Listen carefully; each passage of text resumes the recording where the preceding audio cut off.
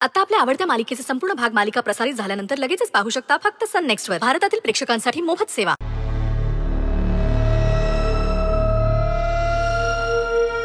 नक्की आरोपी कोण? आपल्या घराबाहेर येऊन आपल्याला दगड मारण्याची हिम्मत कोण करणार? कोणात आहे एवढी हिम्मत? आपल्या स्टाफ पैकी कोणी?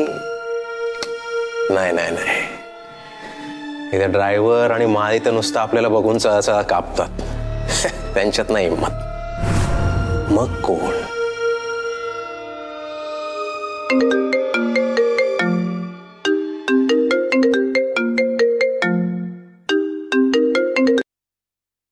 हा डॉक्टर. हो, तुम्ही कॉल करणार होतात. मला सांगा, पेशंट कोण आहे? तुम्ही. आणि डॉक्टर कोण आहे? ऑफकोर्स मी. पण तुम्ही असं का विचारतायत? कारण कोणी कोणाला फोन करायचा ना हे तुमच्या लक्षात यावं म्हणून आपण हे विचारतोय. मी पेशंट म्हणजे तुम्ही डॉक्टर म्हणून मला फोन करून विचारायला पाहिजे ना की बाबा तब्येत कशी आहे. आणि महत्वाची गोष्ट म्हणजे मी फक्त पेशंट नाही आहे, या शहरातली एक प्रतिष्ठित व्यक्ती आहे. आपली इमेज आहे काहीतरी, लक्षात येत आहे ना? एक मिनिट मिस्टर प्रिन्स, तुम्ही ज्या फोन करणाऱ्या गोष्टीकडे प्रोटोकॉल म्हणून पाहताय ना, त्या गोष्टीकडे मी तुमची मेमरी टेस्ट म्हणून पाहत होतो. हे आपलं आधीच ठरलेलं होतं. एवढं सांगून जर तुम्ही असंच वागत असाल तर याचा अर्थ तुमची मेमरी नक्कीच लॉस झाली. नाही नाही नाही डॉक्टर, तुमचा गैरसमज होतोय. मी मी मी तुम्हाला सांगतो ना, तुम्ही मला 6:01 फोन करायला सांगितला होता, बरोबर ना? हे बघा, टाइम लक्षात आहे आपल्या अजून. हा, बरोबर की नाही? हे बघा, तुम्ही कितीही आणि काहीही बोललात तरी. नाही नाही डॉक्टर प्लीज, हे बघा, मी रिक्वेस्ट करतो, मला एक चान्स द्या, लास्ट चान्स प्लीज. ठीक आहे, मी तुम्हाला एक चान्स देतो. माझ्या घराजवळ टेनिस कोर्ट आहे. मी रोज सकाळी 5:30 वाजता तिथे टेनिस खेळायला जातो. त्याच वेळेस तुम्ही तिथे येऊन मला भेटायचं आहे. ओके? तुम्ही आलात तर ठीक, नाही आलात तर. डॉक्टर बस, नाही, तुम्हाला पुढे काहीच बोलायची गरज नाहीये. मी तिथे पोचणार, मी टेनिस कोर्टवर पोचणार, तुम्हाला भेटणार. फक्त एकदा टाइम परत सांगता का please? 5:30. Okay doctor, me sharp 5:30 वाजता टेनिस कोर्ट जवळ तुम्हाला भेटणार. विषय संपला. Thank you doctor. ठीक आहे.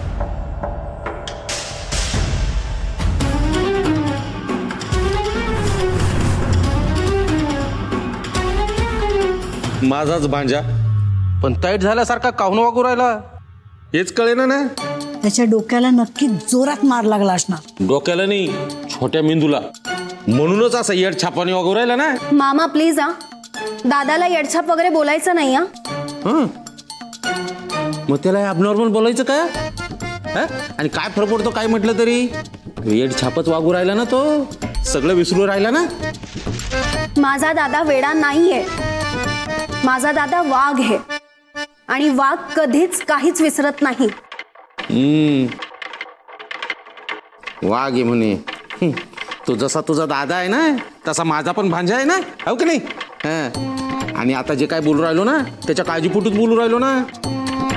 आणि तो माझ्या पोटचा मुलगा आहे.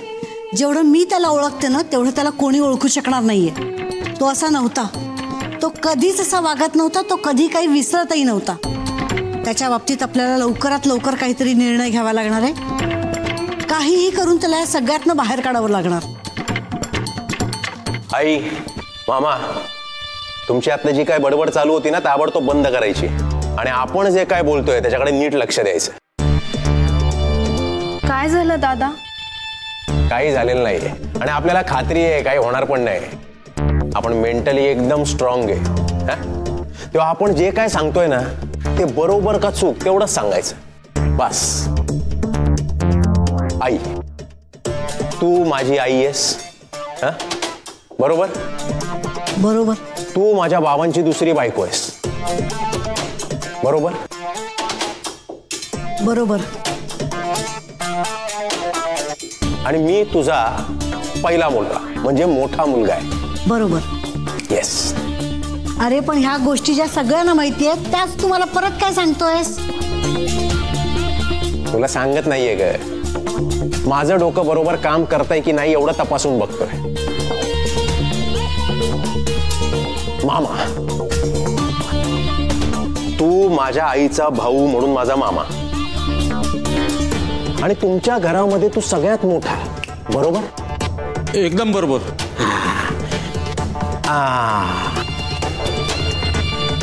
संत्रा मोसंबी हा तुझा फेवरेट ब्रँड, म्हणून या बॉटलमध्ये पण तू संत्रा मोसंबी भरूनच पितो. खरं का खोटं? डॉली, तू माझ्या आईची मुलगी म्हणून माझी बहीण, म्हणजे माझ्या आईची दुसरी मुलगी, बरोबर? हो. अरे नक्की काय झालंय ते सांगणार आहेस का? काही झालेलं नाहीये. मला मेमरी लॉस झालाय का नाही एवढं फक्त मला चेक करायचं होतं, आणि माझी मेमरी व्यवस्थित आहे. मला सगळं आठवतंय, काही विसरलेलो नाहीये मी, आणि हेच मला तुमच्या समोर सिद्ध करायचं होतं. बोला, मी जे काय बोललो ते बरोबर बोललो ना? अरे बोला ना, बरोबर बोललो ना? अरे बरोबरच असणार, आपण बोललोय ना?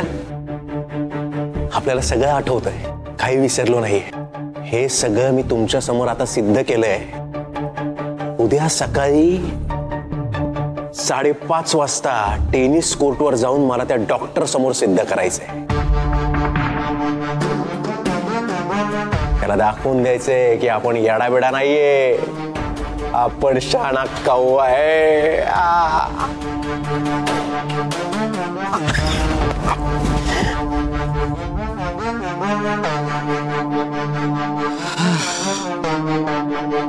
तो वेडा नाहीये, पण हीच गोष्ट तो वेड्यासारखी काऊन बोलून गेला हेच कळत नाही ना.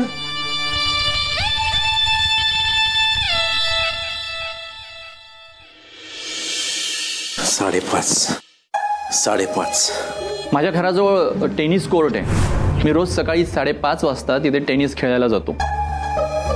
त्याच वेळेस तुम्ही तिथे येऊन मला भेटायचं आहे. ओके? आपण वेडा नाहीये,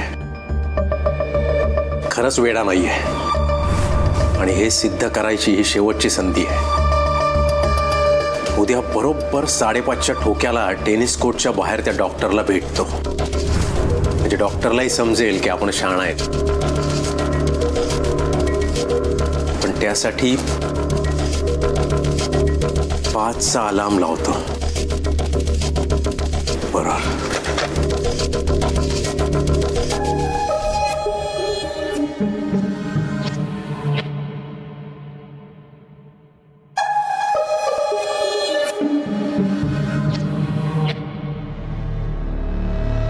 प्रिन्स, झोप आता लवकर.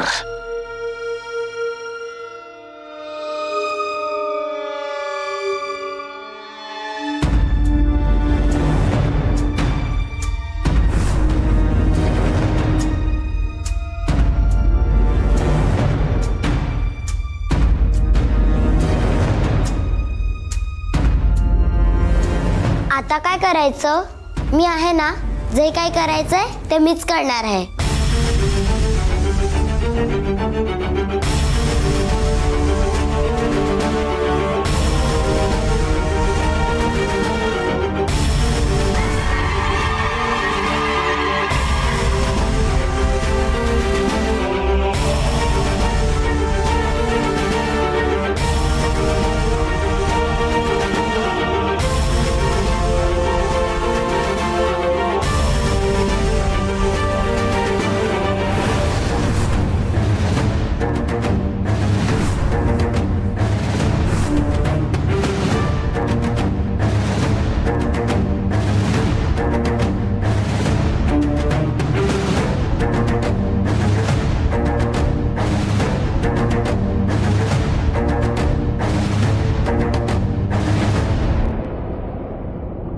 ऑल द बेस्ट काका बोका.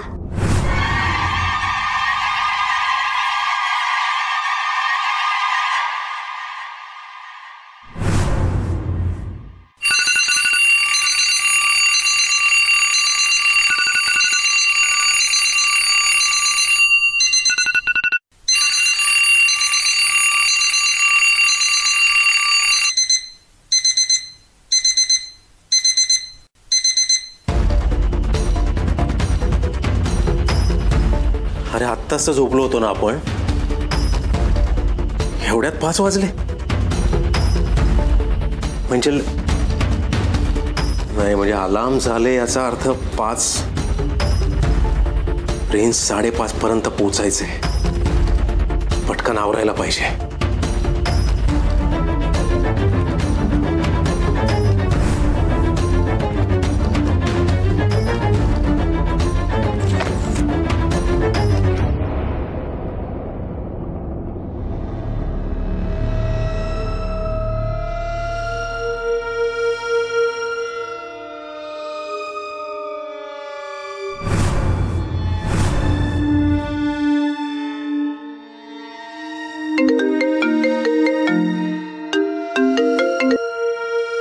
Hello.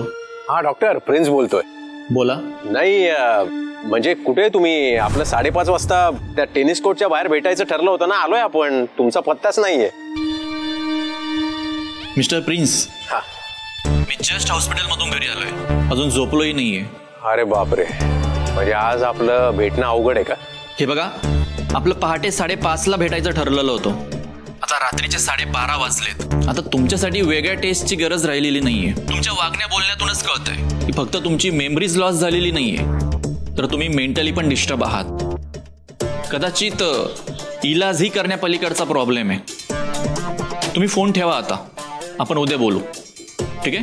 Hello hello doctor. Hello hello.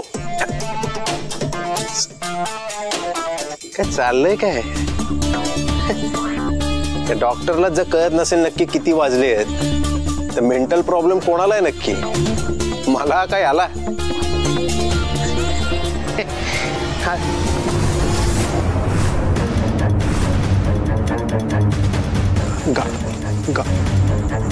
गाडी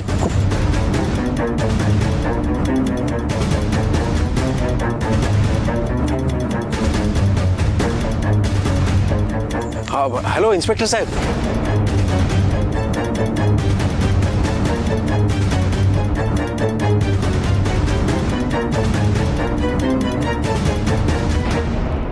अरे इन्स्पेक्टर साहेब, बरं झालं तुम्ही आलात. तुम्हाला सांगतो, हल्ली ना कुणाला कुणाच्या वेळेची काही पडलेलीच नाहीये. बरं, तुम्ही तुमच्या गाडीचा काय मॅटर सांगत होतात? अहो काय साहेब सांगू तुम्हाला, इकडे जवळच डॉक्टर केळुस्कर राहतात. आमचं ठरलं होतं सकाळी 5:30 वाजता या टेनिस कोर्टच्या बाहेर भेटायचं.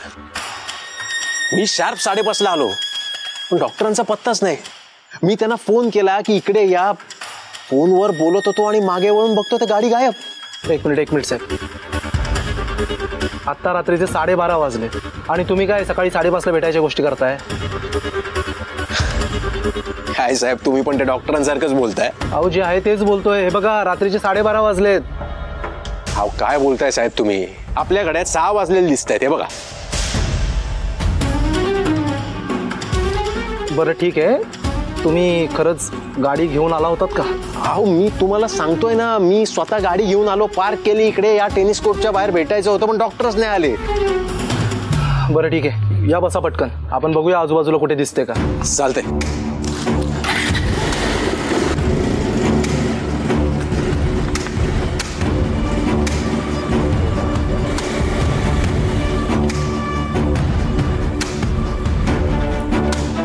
इन्स्पेक्टर साहेब, थँक्यू बरं का. नाही म्हणजे तुम्ही होतात म्हणून आपण घरी वेळेवर पोचलो. फक्त एक रिक्वेस्ट आहे, ती आपली गाडी हरवली आहे ना, त्याचं जरा फॉलोअप. काय झालं? गाडीबद्दल बोलता बोलता अचानक थांबलात तुम्ही? आपली गाडी इथे कशी आली? म्हणजे तुम्ही ही गाडी घेऊन गेला होता असं तुम्हाला म्हणायचं? अहो फक्त म्हणत नाहीये, ही आपली गाडी आहे, आपण घेऊन गेलेलो. मग ही गाडी इथे कशी काय आली? तेच तर आपण स्वतःला विचारतोय ना. स्वतःलाच विचारताय ना? मग बरोबरच आहे. हॅलो. नाही, स्वतःला विचारताय म्हणजे बरोबरच आहे. म्हणजे नक्की तुम्हाला काय म्हणायचंय? तुमच्या डोक्याला मार लागला होता हे आम्हाला कळलं होतं. त्यामुळे अशा गोष्टी कधी कधी घडतच असतात आणि कधी कधी आपण भ्रमात असतो, हे आपल्यालाही कळत नाही. अहो नाही, माझ्यावर विश्वास ठेवा. खरंच आपली गाडी आहे, हीच गाडी घेऊन गेलो होतो आपण. इट्स ओके सर, पण आता तुम्ही स्वतःची काळजी घ्या आणि जमेल तितक्या लवकर ट्रीटमेंट घ्या. एक मिनिट.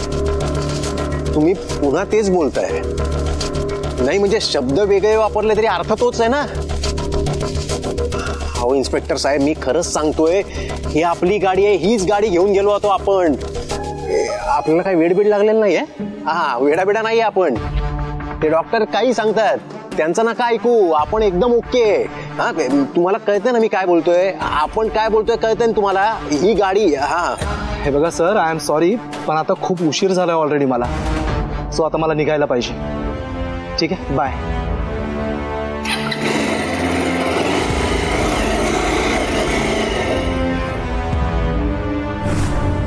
काय चाललंय काय? आपल्याला कोणीच का सिरियसली घेत नाहीये.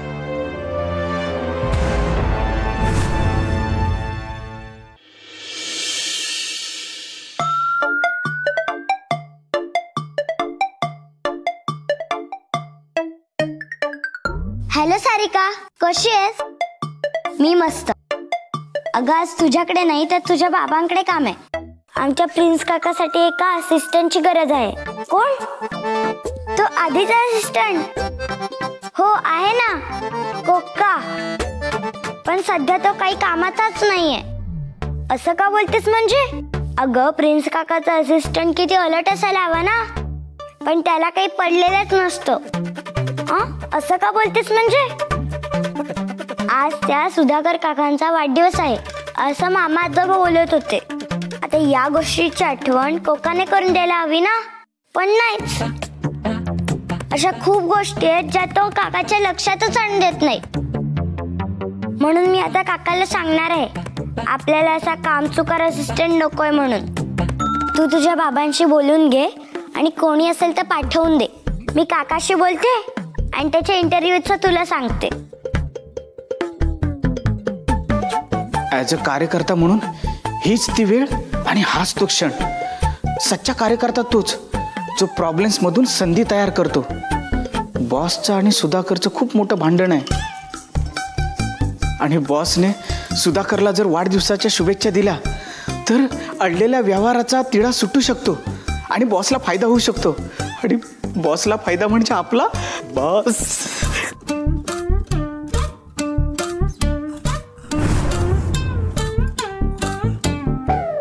बॉस बॉस बॉस बॉस कुठे तुम्ही? बॉस कशाला आरडाओरडा करतोस रे? इकडे समोर बसलोय, दिसत नाहीये. बॉस माझ्यावरती कशाला ओरडत आहे? ॲज अ कार्यकर्ता म्हणून माझी एक्साइटमेंट तुम्ही समजून घ्या ना. मग आता काय वाघ मागे लागलाय काय? वाघ मागे नाही लागला. सुधाकर. कोण सुधाकर? तुमचा कट्टर विरोधक.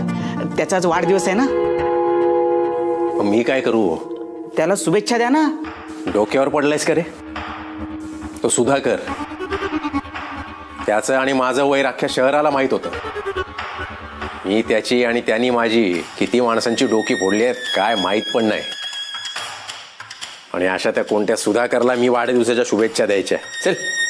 बॉस, राजकारणात इगोपेक्षा व्यवहाराला जास्त महत्व असतं. तुमच्या दुश्मनीमुळे त्याच्याकडे 10 कोटी अडकलेत. त्याला वाढदिवसाच्या शुभेच्छा देऊन त्याला अनपेक्षित धक्का देणं आणि त्याच्याकडून मैत्री करून 10 कोटी काढून घेणं. काय ठरलं मग? वा, आयडिया चांगली आहे. पण बॉस, पण बिन काय नाही. हे बघा, आपण जातोय आणि त्याला शुभेच्छा देतोय. मी शाल आणि बुकेची ऑर्डर पण दिले. एक मिनिट. काय? पण नक्की त्या सुधाकरचा आज वाढदिवस आहे ना? बॉस बस काय. हे बघा, मी केकची ऑर्डर पण दिले.